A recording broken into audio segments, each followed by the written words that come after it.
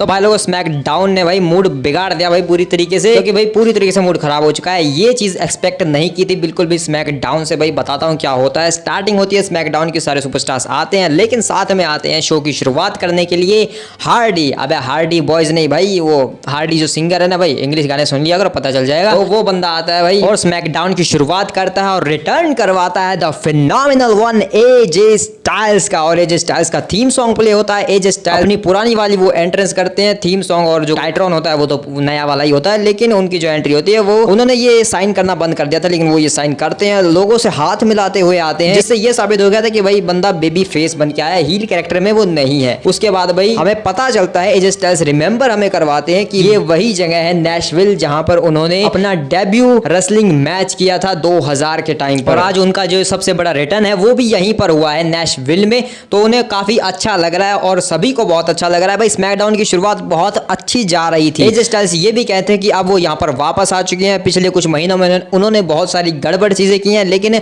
अब उन चीजों के बारे में वो याद नहीं करना चाहते। वो एक नई लेगेसी स्टार्ट करना चाहते हैं और ये वही चीज है, ये वो स्मैकडाउन है जिसे एजे स्टाइल्स ने अपना घर बनाया है और अब वो एक नई शुरुआत करेंगे। और मैं जानता हूँ लॉकर रूम में बहुत सारे लोग हैं जो मुझे पसंद नहीं करते हैं, लेकिन तभी यहाँ पर कार्मेलो हेयस आ जाते हैं और वो कहते हैं कि तुम सही कह रहे हो, लॉकर रूम में काफी बड़ी लाइन लगी है जो तुम्हें बिल्कुल नहीं पसंद करते हैं। और सबसे बड़ी बात मैं तुम्हें बता देता हूँ मैं कौन हूँ, मैं हूँ हिम और मैं तुम्हारा फैन हूँ। सच बताऊँ तो तुम एक ग्रेटेस्ट ऑफ ऑल टाइम हो इस इंडस्ट्री के पिछले इतने सालों से, और तुम मेरे बहुत फेवरेट हो।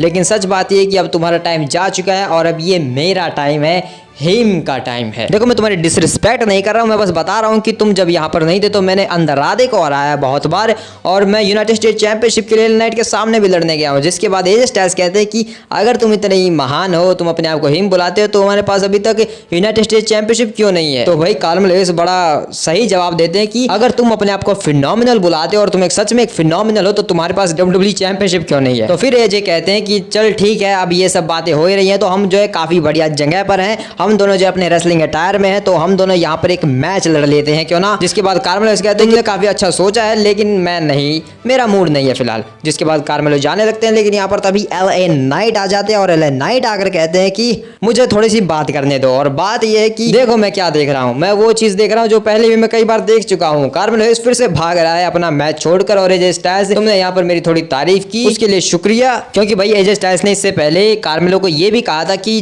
जो LA नाइट है वो काफी बेहतरीन है, मैं उससे लड़ चुका हूं, तो तुम्हें उससे संभल के रहना चाहिए। इसके लिए ही LA नाइट यहाँ पर ये कहते हैं कि तुमने ये जो भी कुछ कहा उसके लिए शुक्रिया, लेकिन मैं तुम्हारा कोई दोस्त नहीं हूं और ना ये शायद हम कभी हो सकते हैं। और पीछे भी लॉकर रूम में कोई शायद तुम्हें पसंद भी नहीं करता है जो भी तुमने पिछले कुछ टाइम में किया है। लेकिन फिलहाल मैं बात कर रहा हूँ इस गधे के बारे में। तो तुम जो है ऐसे ही भाग रहे हो, तो मेरे पास एक बढ़िया सा प्लान है, तुम दोनों यहाँ पर लड़ो। और कार्मेलो तुम इस चुनौती को एक्सेप्ट करो, क्योंकि अगर तुम ऐसा करते हो तो हो सकता है कि मैं तुम्हें इस यूनाइटेड स्टेट चैंपियनशिप के लिए एक मैच दे दूं। और फिर अगर हमारा कभी मैच होता भी है तो कुछ नहीं होने वाला, उसमें तुम्हारा सर नीचे होगा और उसके बाद पूरी दुनिया कहेगी तुम्हारा स्टिल यूनाइटेड स्टेट चैंपियन है LA नाइट। जिसके बाद भाई कार्मेलो हेयस फंस चुके हैं, तो उन्हें एजे स्टाइल्स के सामने एक मैच करना पड़ता है और शो की ओपनिंग मैच होता है भाई AJ Styles versus Carmelo Hayes. LA night ring side पर बैठे हुए होते हैं, लेकिन भाई इस मैच में कमर्शियल के दौरान हमें पता चलता है कि एजे स्टाइल्स की नी में एंकल में कोई कुछ प्रॉब्लम आ चुकी है। जिसके बाद एजे स्टाइल्स मैच में लड़ते हैं और लड़ते लड़ते भाई वो लड़खड़ा जाते हैं, क्योंकि जब वो अपना ऊशी करोशी हिट करते हैं तो उनके नी पे, उनके एंकल पे भाई उतने घुटने में भाई काफी दर्द होने लगता है, जिसको देखकर रेफरी जो है मैच को बंद कर देता है और कहता है कि एजे स्टाइल्स अब नहीं लड़ सकते। और फिर हमें रीप्ले में दिखाया जाता है कि क्या हुआ था, जिसमें जहां पर एजे स्टाइल्स ने अपना जो स्प्रिंग बोर्ड मूव हिट किया था, तो वहां पर उनकी गलत लैंडिंग की वजह से उनका एंकल जो है वो मुड़ चुका है और वही जो है चोट आगे चलकर भी उन्हें झेलनी पड़ी, जिस वजह से यहाँ पर एजे स्टाइल्स को ऐसी एक इंजरी हो चुकी है। लेकिन एजे स्टाइल्स जो है खुद चलकर जो है बैक स्टेज में जा रहे होते हैं लड़खड़ाते हुए, और रिंग के अंदर भाई कार्मेलो हेयस खड़ा होता है क्योंकि कार्मेलो हेयस इस मैच को जीत चुका है। और तभी LA नाइट आकर कार्मेलो हेयस को एक BFT बजाते हैं और उसे कहते हैं कि देख मैं जानता तो नहीं कि तेरा मेरा मैच होगा, लेकिन होगा तो क्या होगा, यही होगा जो अभी हुआ। जिसके बाद बैक स्टेज में हमें पता चलता है कि डॉक्टर जो है वो एजे स्टाइल्स को देख रहा है कि उनके घुटने में एक्चुअल में क्या हुआ है, उनके एंकल में। लेकिन मैं बताता हूं भाई एक्चुअल में यहाँ पर चीजें क्या हुई हैं। एजे स्टाइल्स को कुछ भी नहीं हुआ है, उन्हें कोई इंजरी नहीं हुई है। एक्चुअल बात यह है कि भाई एजे स्टाइल्स का जो कॉन्ट्रैक्ट है वो खत्म हो रहा है और दैट मींस एजे स्टाइल्स उसे रिन्यू नहीं करने वाले, या फिर WWE ही शायद अब एजे स्टाइल्स में बिल्कुल भी इंटरेस्टेड नहीं है। ऐसी काफी सारी रिपोर्ट्स निकल के आई थी कि ट्रिपल एच जो है वो एजे स्टाइल्स में कुछ ज्यादा देख नहीं रहे हैं। और भाई तुम ही बताओ कि अपने रिटर्न के ऊपर ही कौन सा बंदा इंजर्ड हो जाता है। देखो इंजरीज होती हैं, लेकिन जिस तरीके से इस इंजरी को दिखाया गया है, नए टैलेंट्स को जो है ओवर करके और अब एजे स्टाइल्स इंजर्ड हो चुके हैं, तो भाई ऐसी चीजें हम पहले भी देख चुके हैं। और वो भाई कौन सी चीजें तुम सबको अच्छे से पता होगा। मुझे डीन एम्ब्रोस और रिकोशेट वाली याद आ रही है, और हम सब जानते हैं कि उनके साथ क्या हुआ था। उनका कॉन्ट्रैक्ट खत्म हो चुका था, उसके बाद उन्होंने रिन्यू नहीं किया, जिसके बाद उन्हें WWE से निकाल दिया गया, और अब वो जो है किसी और कंपनी में चमक रहे हैं या फिर धूल मिट्टी पड़े हुए, खैर जो भी है। लेकिन वो बंदे अब जो है WWE में बिल्कुल भी नहीं है। तो वैसा ही सिनेरियो जो है हमें एजे स्टाइल्स के साथ आज देखने को मिला है।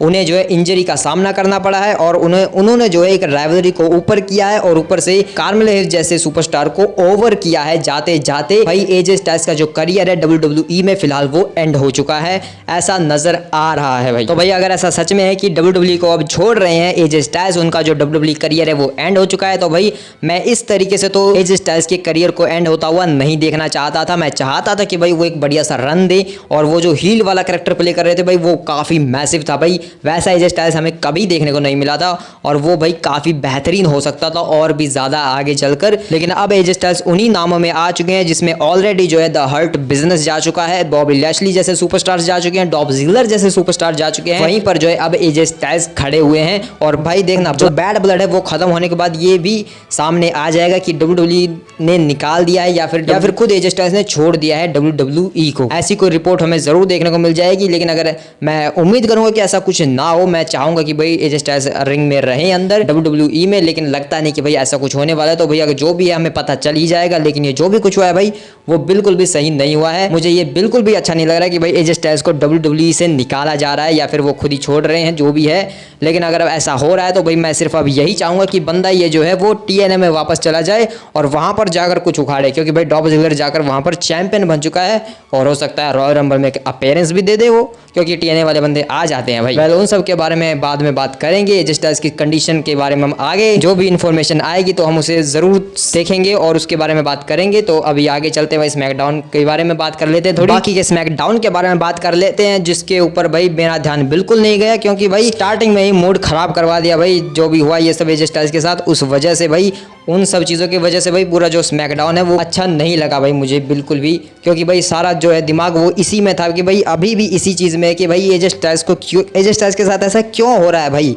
वो फिनोमिनल बंदा है। वेल अगर इसके ऊपर तो भाई एक पूरी सेपरेट वीडियो बन सकती है, शायद 20 या 30 मिनट की भाई, तो वो सब हम बाद में देखेंगे। फिलहाल स्मैकडाउन की बात करते हैं। तो इसके बाद जो है शो के ऊपर एक डम्पस्टर मैच होता है, जिसके लिए मैं पर्सनली काफ़ी एक्साइटेड था, लेकिन भाई एजे स्टाइल्स के कांड के बाद भाई क्या ही कर सकते हैं। चेल्सी ग्रीन और मीचेन आते हैं भाई। पहला जो इतिहास का वुमेन्स डम्पस्टर मैच होता है WWE में, और काफ़ी बढ़िया ये मैच हमें देखने को मिलता है भाई जितना भी हुआ है, क्योंकि इसमें क्योंकि इसमें चीज़ों का इस्तेमाल किया जाता है भाई, जो ट्रैश कैंस होती हैं और जो किंडो स्टिक्स होती हैं। और चेल्सी ग्रीन्स में जो है अपना एक बार कैनेडियन कटर भी हिट करते हैं, जिसके बाद वो डाल भी देती हैं कचरे के ढेर के अंदर मीचेन को, और बंद करने वाली होती हैं, लेकिन मीचेन उठ जाती हैं। उसके बाद मीचेन क्या करती हैं भाई, वो अपना फिनिशर हिट करने के बाद चेल्सी ग्रीन को कचरे की केन में डालकर उसके ऊपर एक सेंटॉन हिट करती है टॉप रोप से। उसके बाद ड्रिंक साइड पर जाती है और एक टेबल को निकालकर उस वो जो बड़ा कचरे का ढेर है भाई, कचरे का डब्बा जो है भाई, उसके ऊपर उस डम्पस्टर के ऊपर रख देती है एक टेबल भाई। लेकिन पीछे से आकर पाइपर नेविन अटैक करती है मीचेन के ऊपर, जिसके बाद मीचेन पलटवार करती है, पाइपर नेविन खुद ही ढेर हो जाती है। और फिर वो जब ऊपर चढ़ती है तो डम्पस्टर के आसपास भाई मैच आ जाता है उस टेबल के ऊपर, जहां पर मीचेन जो है पलटवार करके चेल्सी ग्रीन के ऊपर एक पावर बॉम्ब पोजीशन में उठाकर उसे सीधा लेकर जाती है टेबल के आर पार। और उसके बाद ये दोनों ही जो है अंदर घुस जाते हैं डम्पस्टर के भाई, उस कचरे के डब्बे के अंदर। फिर मीचेन बाहर निकलती हैं, डम्पस्टर के दरवाजे को बंद करती हैं ऊपर से, और मैच जो है खत्म हो जाता है।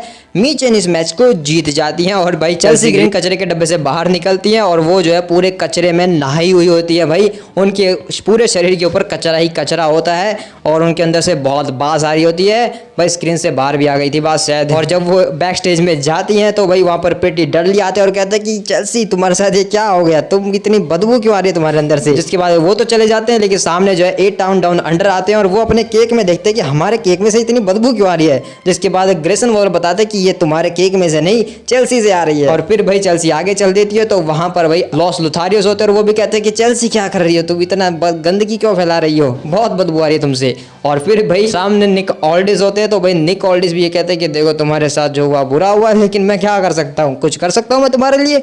जिसके बाद चेल्सी जो है काफी देर तक घूरती है निक ऑल्डिस को और फिर वहां से चली जाती है। और निक ऑल्डिस के पीछे यहाँ पर आते हैं कार्मेलो हेव्स उससे बात करने के लिए। और कार्मेलो कहते हैं कि देखो तुमने देखा ना क्या हुआ, मैंने जो है हरा दिया एजे स्टाइल्स को, अब उसे हराना खुद थोड़ी कहते हैं भाई। तो कार्मेलो का कहना होता है कि देखो जीत तो जीत होती है, चाहे कैसे भी जीतो, तो अकॉर्डिंग टू एलन नाइट अब मुझे मैच मिलना चाहिए यूनाइटेड स्टेट चैंपियनशिप के लिए। तो निक ऑल्डिस कहते हैं कि देखो मेरा ध्यान फिलहाल जो है एजे स्टाइल्स के ऊपर है कि उसके साथ क्या हुआ है, तो मैं अभी उस सिचुएशन में फंसा हूँ, तुम्हारे बारे में बाद में बात करूंगा। जिसके बाद कार्मेलो जो है वो निक ऑल्डिस को सूंघ कर चले जाते हैं कि तुम्हारे अंदर से बात क्यों आ रही है। तो भाई चेल्सी ग्रीन गुजरी थी तो भाई परफ्यूम छोड़ के जाएंगी ऐसे ही। पहले इसके बाद जो है बैक स्टेज में हमारी ब्लैक टीम का रीयूनियन होता है भाई। नाओमी, बियांका बेलेयर और जेड गार्गिल आपस में एंजॉय कर रही होती हैं कि वो जो है बैड ब्लड की होस्ट बन चुकी है, तो उन्हें काफी अच्छा लग रहा है। तीनों ये होस्ट हैं। वहां पर बेली आ जाती है जिसे देखकर बियांका बेलेयर का मूड ऑफ हो जाता है और वो यहाँ से चली जाती है। और फिर बेली यहाँ पर नाओमी को कहती है कि जब मैं बैड ब्लड में जीतूंगी तो मैं तुम्हें सबसे पहले चैंपियनशिप पर मौका दूंगी। इसके बाद बेली एंट्रेंस करती है और इस बार भाई डैमेज कंट्रोल का टाइट्रोन नहीं होता है, बेली का ही होता है। वैसे बेली की एंट्रेंस के दौरान एक काफी बढ़िया स्टैट हमें पता चलता है कि नाया जैक्स वर्सेस बेली का जो मैच करियर है वो 6 और 6 पर एक तरीके से टाई है भाई। इनके जो है 12 मैच हुए होंगे और उनमें जो है 6 बार बेली और 6 बार नाया जैक्स जीत चुके हैं। तो इस बार जो अगर जो भी जीतेगा वो जो है बढ़त ले सकता है इनकी राइवलरी में। जिसके बाद बेली रिंग के अंदर आती है और वो कहते हैं कि मैं जो है काफी अच्छा फील तो कर रही हूँ, बैड ब्लड में मैं जरूर जीतूंगी। उसके बाद वो यहाँ पर नाया जैक्स को कॉल आउट करते कि तुम बाहर आओ, तुम ट्रिफनी को भी लेके आ सकती हो। जिसके बाद नाया जैक्स आती हैं और फिर भाई ये यहाँ पर अपने मैच को हाइप करने के लिए इस प्रोमो को कट करते हैं। लेकिन मेन बात ये होती है कि बेली कह देती हैं कि देखो मैं बहुत लोगों से मिली हूँ, बहुत लोगों ने इस चैंपियनशिप को रखा है, लेकिन उन लोगों ने बहुत अच्छे से सब कुछ किया है और मैं उनकी बहुत इज्जत करती हूँ। लेकिन तुम जो है तुम्हारे पास काफी डोमिनेंस है, वही चीज तुम्हें उन सबसे अलग बनाती है। लेकिन सबसे इंपॉर्टेंट बात पता है क्या, यहाँ पर सिर्फ 2 ही इंसान है जो तुम्हें हरा सकते हैं, एक तो वो मैं हूं और दूसरी वो पता है कौन है, तुम्हारे बगल में जो खड़ी है जिसके पास एक मनी इन द बैंक है, क्योंकि वो खुद तो कभी कुछ भी कर नहीं सकती, वो तुम्हें अपने दम पर नहीं हरा सकती, लेकिन वो अपने मनी इन द बैंक की वजह से तुम्हें हरा सकती है। जिसके बाद ट्रिफनी बीच में कूद पड़ती है और कहती है कि ये तुम क्या बकवास कर रही हो, मेरे पास बैंक है, सिर्फ इस वजह से मैं नाया को हरा सकती हूँ? नहीं, मैं नाया को खुद भी हरा सकती हूँ। जिसके बाद नाया कहते हैं तुम ये क्या कह रही हो। जिसके बाद ट्रिफनी कहती है कि देखो ये मेरी बेइज्जती कर रही थी इसलिए मैं इसे समझा रही हूँ, बस मैं इतनी भी कमजोर नहीं हूँ और तुम हमारे बीच में ऐसे आग लगाना बंद करो। जिसके बाद बेली कहने लगती है कि मैं आग नहीं लगा रही हूं, मैं तो तुम्हें बता रही हूं कि तुम्हारे पास बैंक है, तुम नाया जैक्स को हरा सकती हो, है ना। जिसके बाद ट्रिफनी को गुस्सा आता है तो ट्रिफनी बैंक से मारने जाती है बेली को और बेली पलटवार करती है। नाया जैक्स यहाँ पर मारने लगती है बेली को, लेकिन बेली यहाँ पर भी पलटवार करती है और नाया जैक्स को ट्रिफी के बैंक से ही धोने लगती है जो नाया जैक्स ने उन्हें दिया था। तो भाई उसी बैंक से आज नाया जैक्स की धुलाई हो जाती है और उसके बाद बेली यहाँ पर टाइटल को उठाती है, उसके बाद उसे नाया जैक्स के ऊपर ही रखकर यहाँ से चली जाती है और यहाँ पर ट्रिफनी स्ट्रैटन आती है, अपना बैंक उठाती है और नाया जैक्स उठ रही होती है। तो यहाँ पर चीजें जो है हाइप होने लगती हैं क्योंकि रेफरी भी रिंग के अंदर आ चुका है, बैंक उठा लिया है, कैश इन सब लोग पूरा अरीना चिल्ला रहा है कि भाई कैश इन करो। लेकिन यहाँ पर तभी अंधेरा हो जाता है, नाया जैक्स नीचे उतर जाती है और अंधेरा हो जाता है। लेकिन भाई फील्ड वगैरह नहीं, यहाँ पर नाओमी आती है भाई, क्योंकि उनका मैच है अगेंस्ट ट्रिफनी स्ट्रैटन। शो के ऊपर ये मैच होता है जिसमें हमें काफी अच्छी मैट रेसलिंग देखने को मिलती है और ट्रिफनी स्ट्रैटन का जलवा भी देखने को मिलता है और इन रिंग वाला भाई, जिसमें भाई एंड में यहाँ पर एक अलग सी चीज होती है जहाँ पर ट्रिफनी स्ट्रैटन के ऊपर फंसा के पिनफॉल कर लेती है यहाँ पर नाओमी और रोल अप के जरिए इस मैच को नाओमी जीत जाती है भाई और ट्रिफनी स्ट्रैटन यहाँ पर हार जाती हैं। जिसके बाद ट्रिफनी स्ट्रैटन बैक स्टेज में जाती है और यहाँ पर उन्हें नाया जैक्स मिलती है और नाया जैक्स कहती है कि ट्रिफनी का आखिर तुम करना क्या चाहती हो, कि क्या तुम ये टीज कर रही हो कि तुम मेरे ऊपर कैश इन करने वाली हो। देखो अगर तुम्हें कैश इन करना है तो तुम्हें ध्यान देना चाहिए लिव मॉर्गन के ऊपर, उनके मैच के ऊपर तुम जो है कैश इन कर सकती हो कल बैड ब्लड में, तो वहां पर फोकस। समझ रहे हो मैं क्या कह रही हूँ, या फिर तुम मेरे ऊपर ही करना चाहते हो। इसके बाद ट्रिफनी कहते हैं कि नहीं मैं तुम्हारे ऊपर क्यों करूंगी, मैं तो तुम्हारी गुड़िया सी हूँ, तो मैं तुम्हारे ऊपर नहीं करूंगी, मैं उसी के ऊपर जाऊंगी। तो भाई वो तो कुछ घंटों में पता चल ही जाएगा कि ट्रिफनी स्ट्रैटन जो है कहां पर जाकर कैश इन करने वाली है। वेल इसके बाद जो है शो के मेन इवेंट की तैयारी करते हैं DIY, उसके बाद स्ट्रीट प्रॉफिट और बैड ब्लड लाइन आ रही होती है जिसमें जेकब फाटो चिल्ला कर आते हुए कहते हैं कि मेरा ट्राइबल चीफ को तुम सब स्वीकार करोगे क्योंकि मेरा ट्राइबल चीफ सबसे बेहतर है, क्योंकि वो मेरा ट्राइबल चीफ है और वही असली ट्राइबल चीफ है, वही इकलौता ट्राइबल चीफ है और ये बात हर किसी को समझ जानी चाहिए कि मैं उसके साथ हूँ और मैं उससे बहुत प्यार करता हूँ और मेरे टोंगिस भाई भी उसे एक्नॉलेज करते हैं और तुम सब उसे एक्नॉलेज करोगे, उस इकलौते ट्राइबल चीफ को। और यहाँ पर भाई जो जेकब फाटो वो सिर्फ एक बार सोलो बोलता है, सोलो का मतलब इकलौता होता है, उसके आगे सिकोआ नहीं लगाता। क्या ये कुछ और ही जगह पर हिंट कर रहा है भाई जेकब फाटो, पता नहीं भाई। इसके बाद जो है यहाँ पर सोलो को एक्नॉलेज मी बोलते हैं, उसके बाद टोंगियंस जाते हैं अपने मैच के लिए और वहां पर स्ट्रीट प्रॉफिट वगैरह सब आ जाते हैं भाई। स्ट्रीट प्रॉफिट DIY वर्सेस टोंगियंस के बीच होता है एक ladder match for the WWE tag team championships के लिए मेन इवेंट में, जहां पर भाई टोंगियंस फंस चुके हैं इन चारों के बीच, क्योंकि ये चारों प्लान बनाते हैं कि हम पहले इन दोनों को धोएंगे। तो टोंगियंस को बेचारों को भाई स्टार्टिंग में बुरी तरीके से धोती है। यहाँ पर ये दोनों मिलकर, ये दोनों टैग टीम्स जो है एक साथ मिलकर काम करती है और ब्लड लाइन को धोती है। उसके बाद ब्लड लाइन यहाँ पर पलटवार भी करती है। एक मोमेंट ऐसा आता है जहां पर हमें सुसाइड डाइव्स की बारिश देखने को मिलती है, पहले एंजेलो डॉकिंस, उसके बाद जॉनी गार्गानो और एंड में हमारे फ्लाइंग जट मॉन्टेज फोर्ड भी यहाँ पर अपना सुसाइड डाइव हिट करते हैं। उसके बाद वो टेबल भी निकालते हैं। फैब के कहने पर के ऊपर ये मैच चलता रहता है। टोंगा लोआ इसमें एक बार अपनी पकड़ बना लेते हैं, लेकिन भाई टोंगा लोआ को DIY मिलकर धोती है, उसकी गर्दन में लैडर फंसाती है और उस लैडर के साथ जो है यहाँ पर अपना टैग टीम फिनिशर हिट करती है DIY टोंगा लोआ के ऊपर भाई। जिसके बाद वो यहाँ पर चढ़ते हैं टाइटल्स उतारने के लिए, लेकिन फिर स्ट्रीट प्रॉफिट आते हैं। जॉनी गार्गानो को भाई एक बेहतरीन और शानदार ब्लॉकबस्टर लगाते हैं। मॉन्टेज फोर्ड और एंजेलो डॉकिंस मिलकर लैडर के ऊपर से कूद के भाई मतलब कि लैडर को पार करके आते हैं मॉन्टेज फोर्ड, और उसके बाद ब्लॉकबस्टर हिट करते हैं। एंजेलो डॉकिंस टॉप पर चढ़ते हैं लैडर के टाइटल्स को उतारने के लिए, लेकिन यहाँ पर फिर तामा तोंगा आ जाते हैं और फिर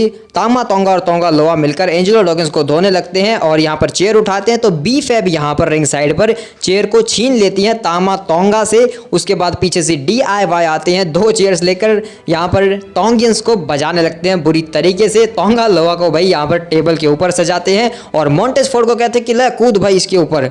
तो भाई मॉन्टेज फोर्ड टॉप रोप पर जाते हैं और यहाँ पर एक बढ़िया सी छलांग लगाते हैं, टेबल के आर पार कर देते हैं यहाँ पर 5 स्टार फ्लॉग स्प्लैश के जरिए तोंगा लोआ को मॉन्टेज फोर्ड। जिसके बाद तामा तोंगा आते हैं और यहाँ पर भाई ऐसा हो रहा है कि बदला लिया जा रहा है भाई, पूरे लोकर रूम का बदला आज टोंगियंस से लिया जा रहा है भाई। तो यहाँ पर एक triple death power bomb hit करते हैं तामा तोंगा के ऊपर, अनाउंसर्स टेस्ट के आर पार करके यहाँ पर तामा तोंगा को एंजेलो डॉकिंस और DIY मिलकर। जिसके बाद भाई DIY धोखा देती है एंजेलो डॉकिंस को और उसे बैरिकेड के पीछे फेंक कर रिंग के अंदर जाते हैं, लैडर के ऊपर चढ़ते हैं और टाइटल को उतारने जाते हैं। टाइटल्स को उतारने के लिए चढ़ते हैं, लेकिन यहाँ पर मॉन्टेज फोर्ड आ जाते हैं और वो भाई एक स्प्रिंग बोर्ड मूव के जरिए सीधा छलांग लगाकर लैडर के ऊपर ही चढ़ जाते हैं। जिसके बाद यहाँ पर ये दोनों टीम्स ही एक ही लैडर के ऊपर चढ़ी हुई है, जहां पर एक साइड से तो एक साइड स्लैम हिट कर दे एंजेलो डॉकिंस से ठंडी कैंपा के ऊपर, जो सीधा जाकर एक लैडर के ऊपर गिरते हैं और लैडर के 2 टुकड़े। उसके बाद भाई लॉर्ड टोंगा लोआ आता है भाई, एक साइड से लैडर को उठाता है और दूसरी साइड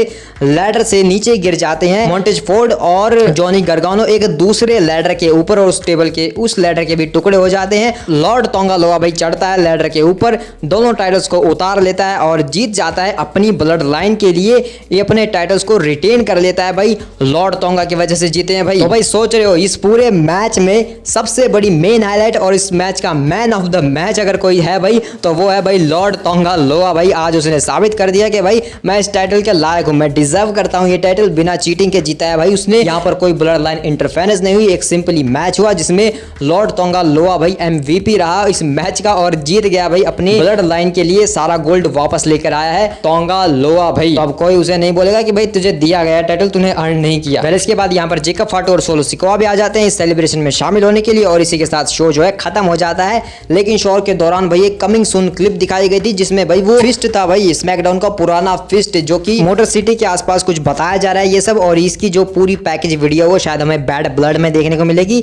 जैसा कि कोडी रोड्स ने कहा था कि वहां से चीजें जो है स्टैब्लिश होंगी, वहां पर एक पैकेज हमने किया है रिकॉर्ड, वो तुम सबको बैड ब्लड में ही देखने को मिलेगा जो आगे की चीजों को सेटअप करेगा। और भाई क्योंकि ये जो क्लिप्स हैं वो मोटर सिटी को हिट करती हैं, that means motor city machine guns जो एक टीम है भाई वो भी जो है स्मैकडाउन के लिए बताई जा रही है कि वो भी आने वाले हैं। तो भाई ये शायद उसका टीज भी हो सकता है ऐसा। तो भाई मोटर सिटी मशीन गन्स से भाई इस टीज को जोड़ा जा रहा है कि वो भी जो है अब जो है रिटर्न करने वाले हैं या फिर WWE में डेब्यू करने वाले एक तरीके से मोटर सिटी मशीन गाइस। तो देखते हैं भाई क्या होता है वो सब। लेकिन एक और रिपोर्ट का ये कहना है कि द रॉक जो है जॉर्जिया में है भाई। मतलब समझ रहे हो, बैड बर्ड भी तो भाई जॉर्जिया में होने वाला है। तो भाई ये जो थंबनेल मैंने अपने अट्रैक्शन के लिए बनाया था वीडियो के, अगर वो सच हो गया तो भाई कमाल ही हो जाएगा। हालांकि वीडियो में तो कुछ है नहीं ऐसा। तो भाई देखते हैं क्या चीजें सही होती हैं और क्या गलत होती हैं, क्योंकि कुछ ही घंटों में इन सब चीजों का हमें पता चल ही जाएगा कि क्या होने वाला है। और क्योंकि शो की जो शुरुआत है वो हेल इन अ सेल मैच करेगा और एंड करेगा ब्लड लाइन का मैच।